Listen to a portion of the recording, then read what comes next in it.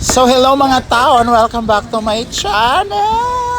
And for today's video guys, nandito tayo sa palengke dahil nagpadala ang team palaging gutom ng pang-ulam. Pero hindi yan yung uulamin natin. So bumili po ako dyan ng atay at saka balon-balunan. And of course, meron din po tayong mga hotdog, kung ano-ano pa dyan, mga frozen foods.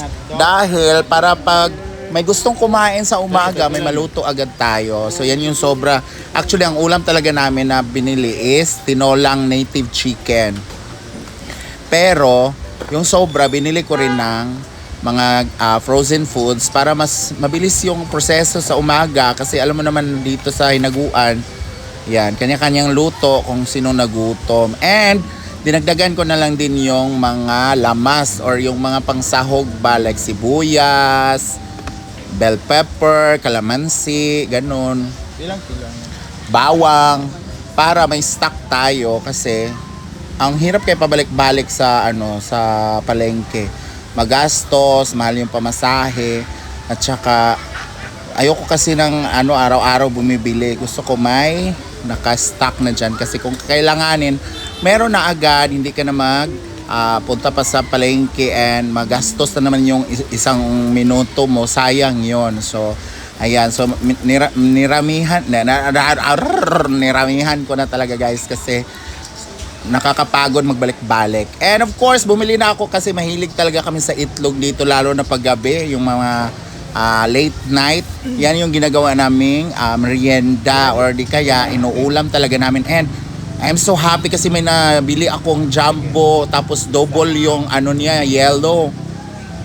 Tapos 290 lang yun isang tray, di ba? Mura na siya. And pagdating ko nga ay naabutan ko si Rhea na nagbabalot nito yung tuna cheesy pie or tuna cheesy lumpia. Kaya nakisali na rin ako sa aking recipe.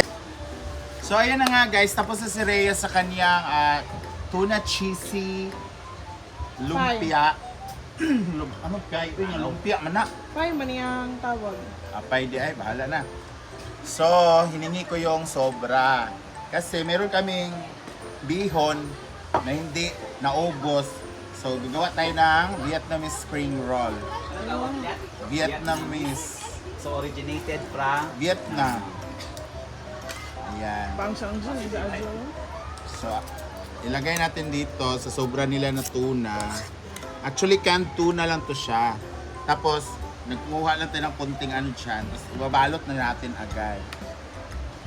Para masali na doon sa Actually, pareho lang to sa cheese tuna. Pero, meron lang siyang bihon. Instead of, dapat to? Sutanghon. Wala tayong sutanghon. Ito na lang. Ito kasi yung bestseller din sa amin sa Manila sa namin. dito mo sirata. Sa catering. Naghanap ay anak yun Kasi masarap to. Anuhin to, ang tawag nito. Masarap to pang merienda. Actually, luto naman to lahat.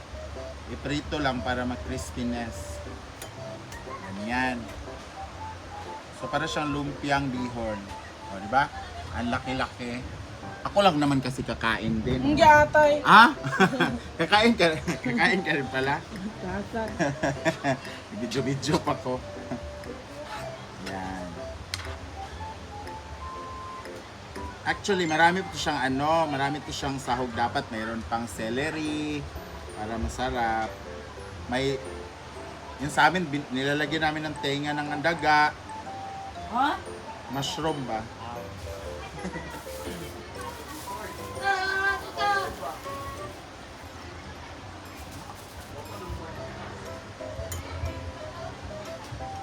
Bukaw na si Britney Dirabe kay palimpiyuhan ng kuan.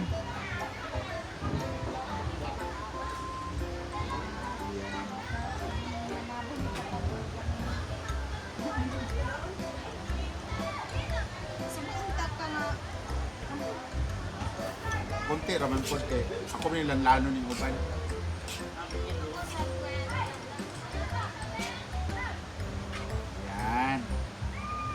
So para mapakinabangan tong bihon kasi for sure, papunta naman to sa pagkain baboy mamaya.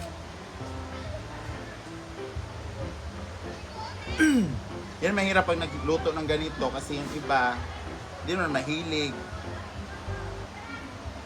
Pang fiesta lang talaga itong mga ganitong pagkain, no? Yung bihon, no? Kasi pang pa-BH ba, pang ring house sa mga bisita.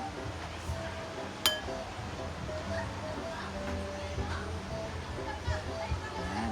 So, ang lalaki, di ba? Nilakihan ko na siya para hindi ka talaga mabitin. Sa isang kagat, andun na lahat. And masarap kasi siya kagatin pag may ano sa ilalim, yung tawag nito, bihon or sotanghon kasi may kakaiba kang makagat sa loob. Hindi boring. Hindi boring yung kinakain mo because marami siyang ganap sa dila. Yan. So I think mga 6 lang to. 6 lang. Eh tama lang yan. Dinagpuan ako yan. Kay, oh. Inunti-unti ko kasi baka hindi magkasya yung wrapper natin and kasya pala siya o kasi pang 5 to tapos may natira ko sarap. So tingnan natin mamaya guys kung anong resulta sa ginawa natin Vietnamese spring roll and tuna cheese. Tsada kayo siya pagkarap. Yan, nagpaano na nga si Rhea. Tsada kayo siya pagkarap. Tsada kayo siya pagkarap. Oh, murag kuan. Mag-show eh. Yan, lutuin na siya and for sure, ihuli natin yan. So ayan na guys, nagpainit na tayo na kasi tapos na si Rhea magprito ng kaniyang lumpia. So ako naman ngayon. So ipiprito na natin siya. Maganda magprito guys, dapat mainit na mainit tapos malakas yung apoy mo habang ang tawag dito, nilulunod mo yung ipiprito mo. Yan. So after mo siya ilunod guys, yan, so nakita nyo nalunod na lahat, saka mo siya hinaan. Yan. Yan yung nakikita ko kay Kuan. Anaon na ta? Halin na pa? So yan yung turo niya sa akin. Sa akin, sa mga viewers. Na pag magprito ka daw, dapat mainit na mainit mantika, malakas yung apoy. Pag nalunod mo na lahat, saka mo siya hinaan. So we will wait na mag-brownish siya, saka natin siya baliktarin and the rest and so on and so forth and so on. Basta mamaya. Wala pa man eh. Ay, kuha na siya. Kalimtan na ni mo imong giluto. Kalimutan ko na guys, nag-chismis. Yan, so brownish na siya. Hindi mo naman siya talaga kailangan na sunugin. It's because luto na to pati sa ilalim. So ang sinusunog natin dito is the wrapper lang. Ayan, so nabaliktad na natin. Sana ma-wrap. Ano nasa loob? Ano? Spring roll. Gusto ko dalawa ha. Ano? Anim lang yun, Mia. Gusto ko dalawa. Sa'yo na lang kaya lahat. Ikaw na magluto. Ano to? Hindi mo kami patikimin? Ano to? So, sa'yo dalawa, kami maghati-hati kami. 1/4, 1/4. Tapos ginuo ko ang bagnot. So, antayin na natin siya maluto, guys. Ay, Malapit gasupa na pa talaga. manggani ka oh. Hindi ka pa nga tapos kumain, Mia. Ano to si Mia? Uy. Ang hirap mo maging friend. Ay, friend. Ay, sorry man. So, ayan na guys. Patayin na natin yung apoy dahil luto na siya. And as you can see, ang pretty ng pagka-brown niya. Oh, very pantay. Diba? So, ipatuloy na siya sa tissue para ma-excess oils ay ma-defroze. Huh? Ma-drains. Yan. So, 6 lang talaga to siya, guys. And ang gusto ni Mia is 2 doon sa kanya. Kapal na mukha ni Mia. No? So, halika na. Palamigin muna natin to kasi kung tikman natin to agad-agad, Pasok tayo guys. So ayan oh, ang pretty. Picture. 1, 2, 3.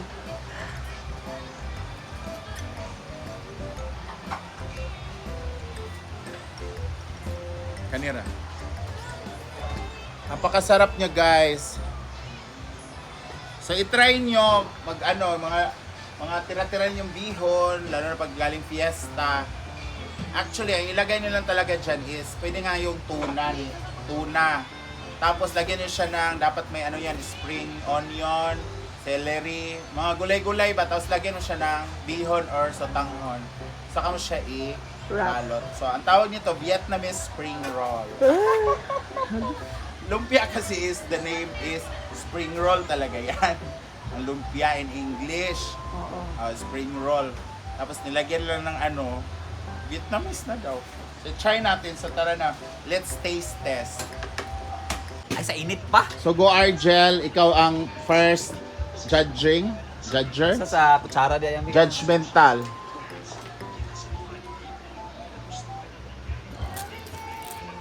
It's tirang bihon na ginamit. Ano ba ng glasa ato ganina dahil may ano lang. Sa pagkainit kayo. Init sa kayo. Ito na lang. Okay, let's see the reaction, people.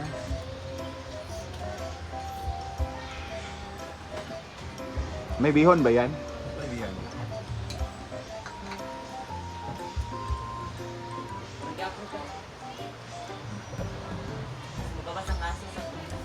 Bihon eh mong malami ay. No. Dagan man ang bihon. Oh, Mia. Pero, Bihon guys. pero marami kang maano nga, Ay dako man. diba? Wala naman dyan. Bihon gid mo makaon. Init pa, Jen. Si Rhea naman yung titikim. Kaya nakikita ni Jan, merong ano talaga yung bihon.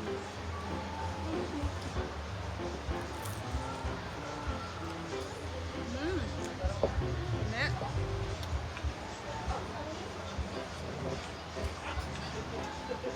Masarap siguro siya kasi it's because of the spicy, no? Gusto ko mawala yung ano niya, yung init muna para ma-feel talaga natin kung yung sarap niya ba.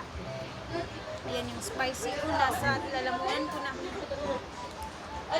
Hindi kasi tayo makaantay, no? Sarap na kasi niya kainin.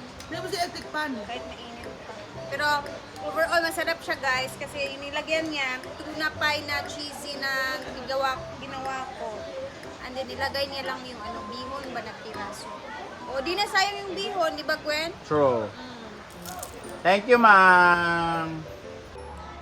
So, ayan guys, masarap naman daw yung ano, yung luto natin. So, thank you so much, Rhea, sa tira mong, Sarap! Grabe!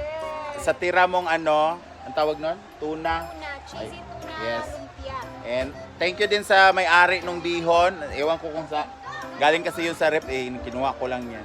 And thank you so much for watching guys, and see you on my next vlog. Bye!